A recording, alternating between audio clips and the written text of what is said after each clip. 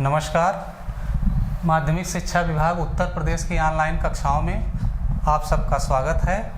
मैं रणविजय सिंह पटेल, प्रवक्ता जीव विज्ञान। आज आप लोग कक्षा 11 विषय जीव विज्ञान के मानव शरीर विज्ञान यूनिट से एक बहुत महत्वपूर्ण चैप्टर पढ़ेंगे, शरीर द्रव तथा परिसंचरण। इस चैप्टर के अंतर्गत हम लोग आज के लेक्चर में देखेंगे शरीर द्रव और उसका महत्व, रुधिर और उसके घटक, रक्त समूह और ब्लड क्लॉटिंग। अब हम लोग चैप्टर की शुरुआत करते हैं। शरीर द्रव तथा परिसंचरण। ये चैप्टर केवल आप लोगों की कक्षा 11 की दृष्टि से ही महत्वपूर्ण नहीं है, बल्कि आगे आप लोग कॉम्पिटिटिव एग्ज़ाम तक देंगे तो वहाँ पर भी इससे संबंधित जीएस के तौर पर बहुत सारे क्वेश्चन पूछे जाएंगे। इसलिए तब के लिए और आज के लिए भी ये चैप्टर महत्वपूर्ण रहेगा। हम लोग देखते हैं शरीर द्रव। शरीर द्रव के अंतर्गत जल, हीमोलिम्फ, रुधिर और लसिका आते हैं। जल द्वारा जो परिसंचरण होता है वो सरल प्राणियों स्पंज सिलेंट्रेट में होता है। हीमोलिम्फ द्वारा कीटों में होता है। रुधिर और लसिका द्वारा जटिल प्राणियों में परिसंचरण होता है। अब ये परिसंचरण का महत्व क्या है द्रव परिसंचरण का? तो ये कोशिकाओं की जैविक क्रियाओं, पोषण, गैसीय विनिमय, हार्मोन्स आदि पदार्थों का एक स्थान से दूसरे स्थान तक शरीर में पहुंचाना ये शरीर द्रव के माध्यम से ही होता है।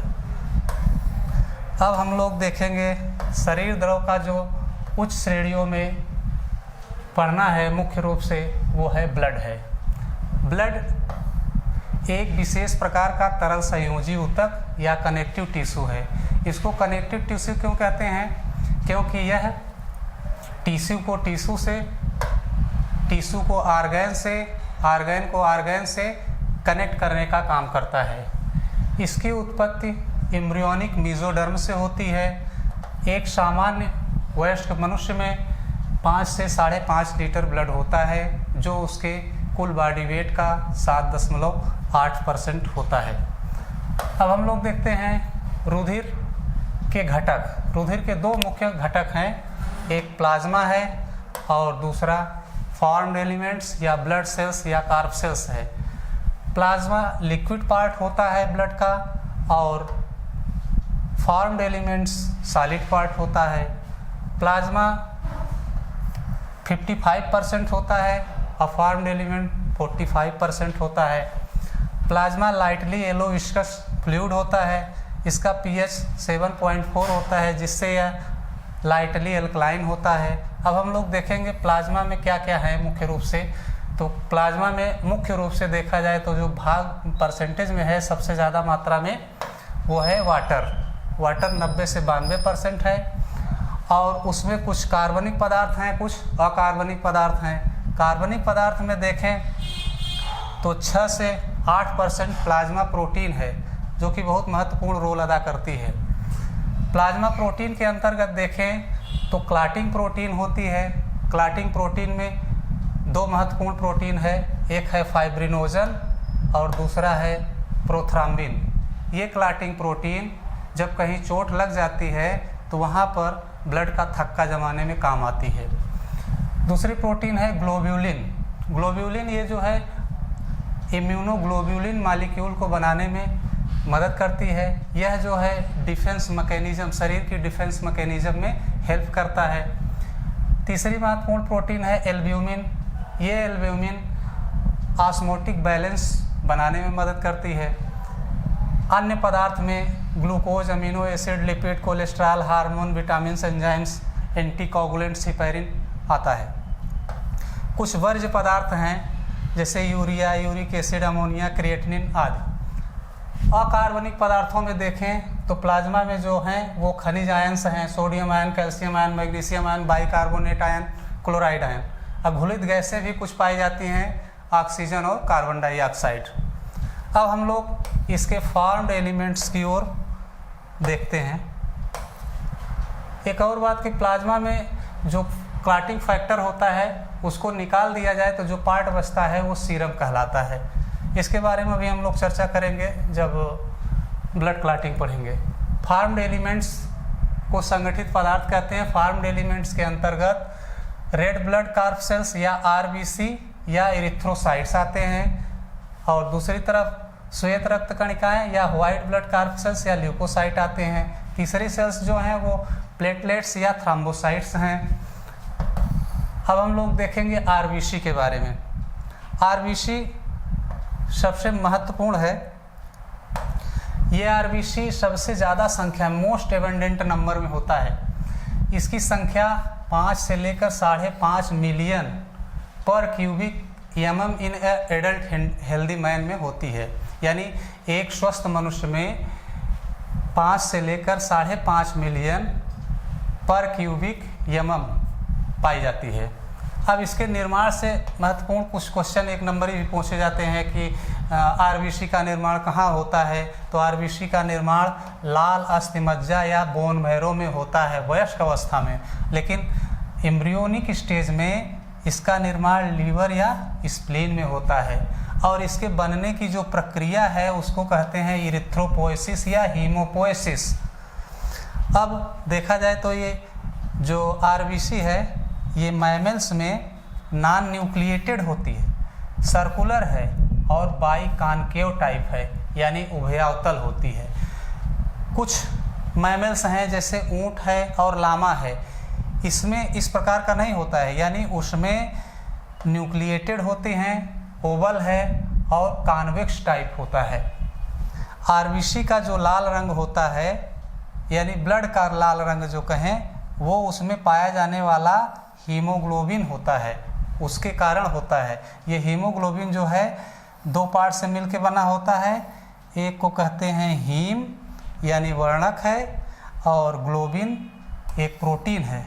और ये ग्लोबिन की मात्रा ज़्यादा होती है 96%, और पिगमेंट की मात्रा कम होती है लगभग 4%। अब ये हीम में जो है आयरन एक एलिमेंट के रूप में पाया जाता है। इसका जो मात्रा होती है वो एक स्वस्थ मनुष्य में 12 से लेकर 16 ग्राम पर 100 ml होती है। आरबीसी का काम क्या है? तो इसका काम होता है श्वसन गैसों कार्बन डाइऑक्साइड और ऑक्सीजन के परिवहन में मदद करता है ये। यानी HB जो है ये O2 से क्रिया करता है, तो HbO2 यानी ऑक्सी हीमोग्लोबिन बनाता है। ये ऑक्सी हीमोग्लोबिन पूरी शरीर की कोशिकाओं में जाता है, वहाँ पर जो है ऑक्सीजन देता है प्रत्येक कोशिका को, और वहाँ पर जो उपापचय प्रक्रिया होती है उसके उपरांत जो कार्बन डाइऑक्साइड बनती है उसको वहाँ से लेकर के बाहर निकालता है। आरबीसी की औसत आयु जो है 120 दिन होती है, यानी 120 दिन बाद ये डिस्ट्रॉय हो जाते हैं, और इसका डिस्ट्रॉय जो होता है वो स्प्लीन में होता है। इसीलिए स्प्लीन को जो है ग्रेयार्ड ऑफ आरबीसी कहा जाता है। ग्रेयार्ड्स माने आरबीसी की कब्रगाह कहते हैं। और जो अतिरिक्त आरबीसी होता है वो इसी स्प्लीन में संचित हो जाता है, इसलिए जो है स्प्लीन को ब्लड बैंक भी कहते हैं।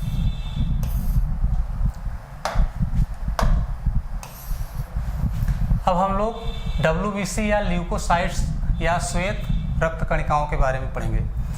श्वेत रक्त कणिकाएं क्यों नाम दिया गया? क्योंकि इसमें हीमोग्लोबिन नहीं होता है। हीमोग्लोबिन नहीं होने से ये रंगहीन होते हैं, और इसकी संख्या आरबीसी की अपेक्षा बहुत कम होती है। 6000 से 8000 पर क्यूबिक mm ही होते हैं, और इसका साइज जो है 8 से 20 माइक्रोन होता है। शेप राउंडेड या इरेगुलर होता है। इरेगुलर माने अमीबॉइड शेप्ड हो जाता है कहीं कहीं, जहाँ जब ये भक्षकाणु प्रवृत्ति की होती हैं तब। आरबीसी और WBC का अनुपात 600:1 होता है, और इसका निर्माण जो है रेड बोन मैरो यानी लाल अस्थिमज्जा में, लिम्फ नोड में और स्प्लीन में होता है। इसके निर्माण की प्रक्रिया को, जैसे आरबीसी के निर्माण की प्रक्रिया को हीमोपोएसिस कहते थे, वैसे इसके निर्माण की प्रक्रिया को ल्यूकोपोएसिस कहते हैं। ये जो है, जैसे आरबीसी जो है नॉन न्यूक्लिएटेड होता था मैमल्स में, तो यहाँ पर ये न्यूक्लिएटेड है। इसका शॉर्ट लाइफ है, यानी 3 से 4 दिन ही औसत जीवन काल है, लेकिन इसके जीवन काल में बड़ी वेरिएबिलिटी है। कुछ जो मेमोरी सेल्स बन जाती हैं लिम्फोसाइट वाली, वो सालों साल तक के जीवित रहती हैं। इनकी 2 मुख्य श्रेणियां हैं, एक को कहते हैं कणिकामय और एक को अकणिकामय। कणिकामय वाले में देखा जाए तो इसमें ग्रैन्यूल्स इसके साइटोप्लाज्म में प्रेजेंट होते हैं, इसलिए इनको कणिकामय कहा जाता है। और जो कणिकामय वाला है वो बोन मैरो में बनते हैं, जो एक कणिकामय वाला है वो स्प्लीन और लिम्फ नोड में बनते हैं। आगे चलते हैं। ग्रेन्युलोसाइट्स जो है 3 प्रकार के हैं, न्यूट्रोफिल्स, इओसिनोफिल्स और बेसोफिल्स। और ये ग्रेन्युलोसाइट्स 2 प्रकार के हैं, मोनोसाइट्स और लिम्फोसाइट्स। इनका परसेंटेज देखें तो न्यूट्रोफिल सबसे ज़्यादा में है, 60 से 65%, इओसिनोफिल 2 से 3%, बेसोफिल्स 1 से 5%, और मोनोसाइट्स 4%, लिम्फोसाइट्स 24% होता है। अब इसमें जो खास बात है वो देखेंगे 2 बातें, एक तो इसका फंक्शन सबका, और एक इसमें जो है न्यूक्लियस की संरचना। और पहले देख लेते हैं कि इसका नाम क्यों पड़ा, न्यूट्रोफिल्स, इओसिनोफिल्स, बेसोफिल्स। इओसिनोफिल्स जो है एसिडिक डाई इओसिन से अभिरंजित किया जाता है, इसलिए इसका नाम इओसिनोफिल है। इसको एसिडोफिल्स भी कहते हैं। बेसोफिल्स को बेसिक डाई से अभिरंजित किया जाता है, और न्यूट्रोफिल्स को न्यूट्रल डाई से अभिरंजित किया जाता है। अब यहाँ पर देखें फिगर, ये बेसोफिल्स, इओसिनोफिल्स, न्यूट्रोफिल्स। अब ये न्यूट्रोफिल्स में जो है, जो न्यूक्लियस है, न्यूक्लियस यहाँ देखिए 2 से 5 लोब्ड न्यूक्लियस होता है, यानी मल्टी लोब्ड न्यूक्लियस होता है न्यूट्रोफिल्स में। और एसिडोफिल्स में बाइलोब्ड होता है, बाइलोब्ड न्यूक्लियस है। और यस शेप्ड न्यूक्लियस बेसोफिल्स में होता है। मोनोसाइट्स में जो है न्यूक्लियस किडनी शेप्ड होता है, और लिम्फोसाइट में सर्कुलर राउंडेड न्यूक्लियस होता है। प्लेटलेट्स की संरचना ये है और इरिथ्रोसाइट की संरचना ये है। अब देखते हैं इनका कार्य देखते हैं। जो न्यूट्रोफिल्स होते हैं ये फाइगोसिटिक नेचर के होते हैं, यानी भक्षकाणु प्रवृत्ति के होते हैं, बाहर से आने वाले बैक्टीरिया वगैरह को ये मारने का काम करते हैं। और इओसिनोफिल्स जो है, जब एलर्जी की प्रक्रिया होती है तो उस समय इसकी मात्रा बढ़ जाती है, एलर्जिक रिस्पांस में मदद करते हैं। और जो बेसोफिल्स है वो हिपैरिन और हिस्टामिन का स्रावण करता है। और मोनोसाइट्स भी फाइगोसिटिक नेचर का है, ये भी भक्षकाणु प्रवृत्ति का है, ये बाहर से आने वाले आक्रमणकारियों को का भक्षण करता है। और लिम्फोसाइट्स जो हैं ये 2 प्रकार के हैं, बी लिम्फोसाइट्स और टी लिम्फोसाइट्स। ये दोनों लिम्फोसाइट्स हमारी प्रतिरक्षा के लिए बहुत महत्वपूर्ण हैं। ये लिम्फोसाइट्स जो है एंटीबॉडीज़ का निर्माण करते हैं, और एंटीबॉडीज़ ये हैं जो हमें बाहर से आने वाले रोगाणुओं के प्रति सुरक्षा दिलाते हैं।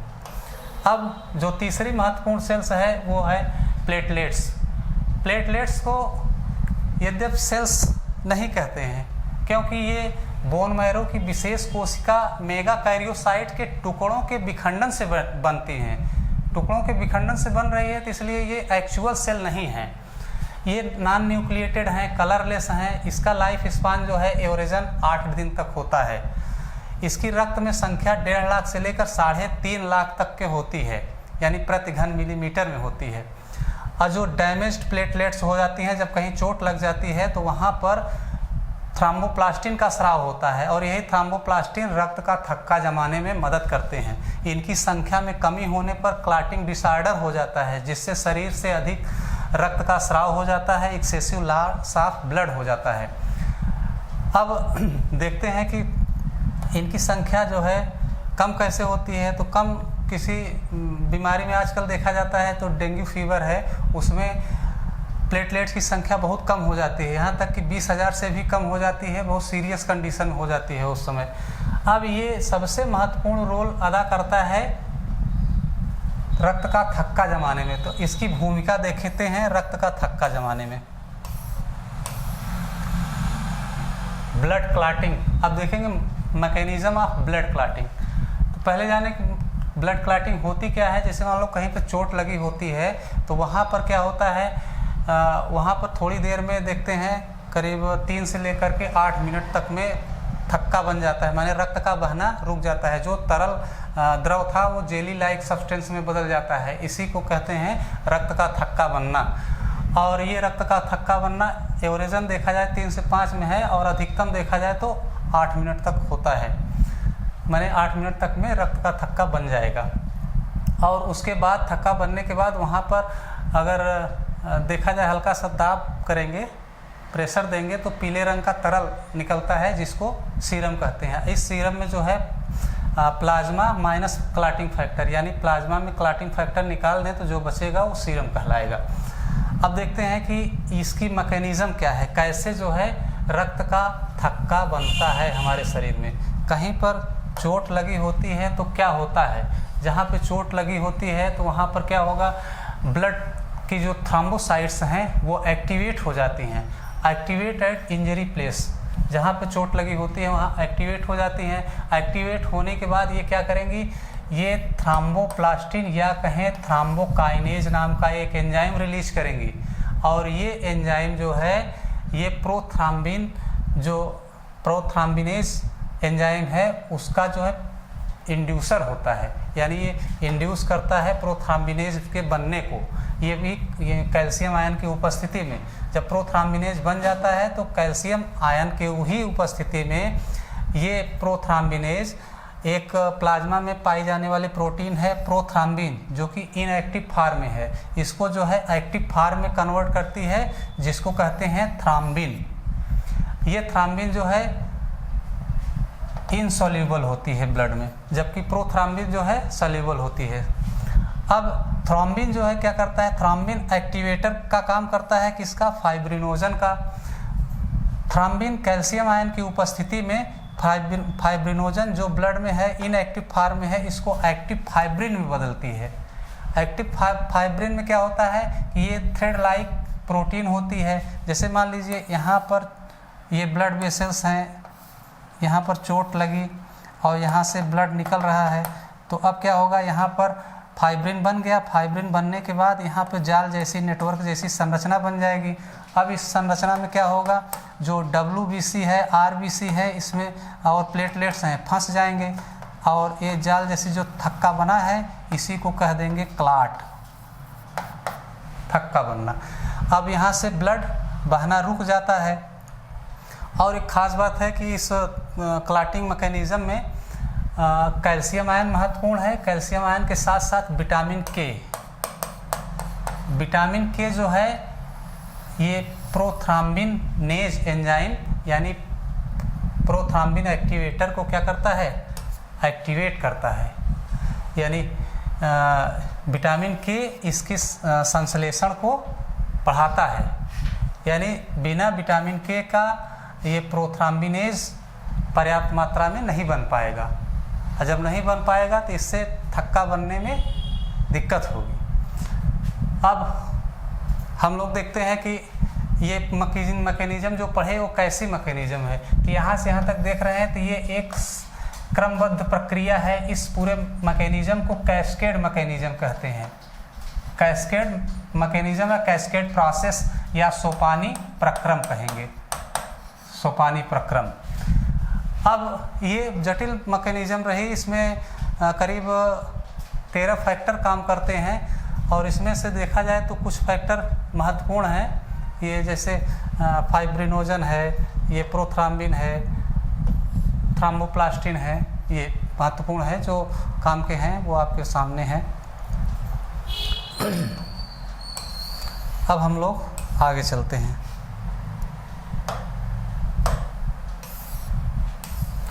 अब हम लोग एक बहुत ही महत्वपूर्ण टॉपिक देखेंगे, ब्लड ग्रुप या रक्त समूह। रक्त समूह 2 प्रकार के हैं, एक ABO समूह और एक RH समूह। ABO समूह में 4 प्रकार के ब्लड ग्रुप होते हैं, एक A blood group, B blood group, O blood group और AB blood group. A, B और O ब्लड ग्रुप की खोज 1900 में कार्ल लैंडस्टीनर ने की थी। उसके बाद AB ब्लड ग्रुप की खोज बाद में लैंडस्टीनर के शिष्य डी कैस्टेलो और स्ट्रूली ने 1902 में की थी। Decastello and Sturli. इसके लिए इन दोनों लोगों को माने कार्ल लैंडस्टीनर और इनके शिष्यों को नोबेल प्राइज़ 1930 में मिला था। आगे चलते हैं। ब्लड ग्रुप में दो महत्वपूर्ण चीज़ें महत्वपूर्ण हैं, बहुत महत्वपूर्ण हैं। दो चीज़ें बहुत महत्वपूर्ण हैं, वो है एंटीजन या इसको कहते हैं एग्लूटिनोजेन, और दूसरा है एंटीबॉडी या एग्लूटिनिन्स। ये एंटीजन क्या होते हैं? जैसे ये आरबीसी है तो आरबीसी की सतह पर जो पाया जाएगा वो एंटीजन है, और ये जो है प्रतिरक्षा अनुक्रिया को प्रेरित करता है। और जो प्लाज्मा में पाया जाता है वो प्रोटीन, विशेष प्रकार का प्लाज्मा प्रोटीन, वो एंटीबॉडी है। और ये एंटीबॉडी एंटीजन के विरुद्ध बनता है। जब कोई एंटीजन शरीर के अंदर आता है तो उसके अगेंस्ट जो है एंटीबॉडी बनना शुरू हो जाते हैं। आगे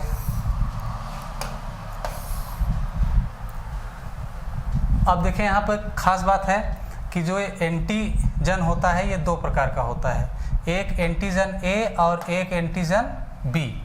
अब जैसे ए ब्लड ग्रुप है तो उसमें एंटीजन ए होता है, बी ब्लड ग्रुप है बी एंटीजन होता है, ए बी ब्लड ग्रुप है तो ए बी दोनों रहेगा। और वो जो ब्लड ग्रुप होता है उसमें न ए एंटीजन होता है न बी एंटीजन होता है।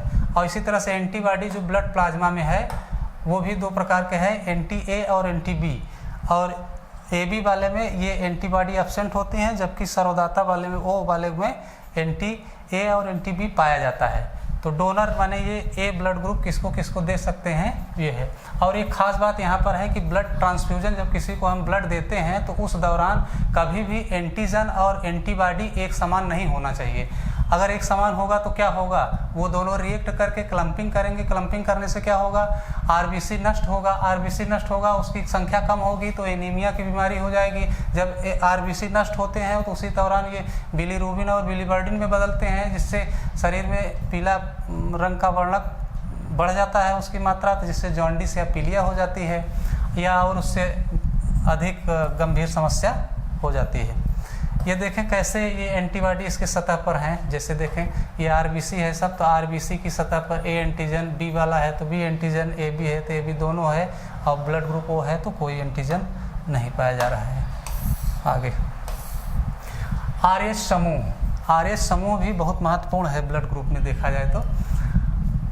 आरएच समूह में क्या होता है कि ये पॉजिटिव और निगेटिव दो प्रकार की ब्लड ग्रुपिंग इसी आरएच समूह से निर्धारित की गई है। आरएच नाम कैसे पड़ा है, तो इसका एक अफ्रीका में एक मंकी की प्रजाति है रईसस, उससे आरएच टर्म लिया गया है ये। और इसकी खोज जो है लैंडस्टीनर और बीनर ने 1940 में की थी। यह एक प्रकार का एंटीजन है। जैसे अभी दो प्रकार के एंटीजन हम लोग देखे, एंटीजन ए और एंटीजन बी, उसी तरह से ये भी एक एंटीजन है जो आरबीसी की सतह पर पाया जाता है। यह 80 से लेकर 85% तक के मनुष्यों में पाया जाता है। और आरएच एंटीजन इसी को कहते हैं आरएच फैक्टर। अगर एंटीजन पाया जा रहा है तो आरएच पॉजिटिव कहलाएगा, अगर एंटीजन आरएच एंटीजन नहीं है तो आरएच निगेटिव कहलाएगा। ठीक इस आधार पे ब्लड ग्रुप पॉजिटिव या निगेटिव हो सकता है। और जब ब्लड ग्रुप चढ़ाया जाता है तो उस समय आरएच फैक्टर को भी देखा जाता है। आरएच फैक्टर नहीं देखे जाएंगे तब भी दिक्कत होगी। जैसे मान लीजिए ब्लड ग्रुप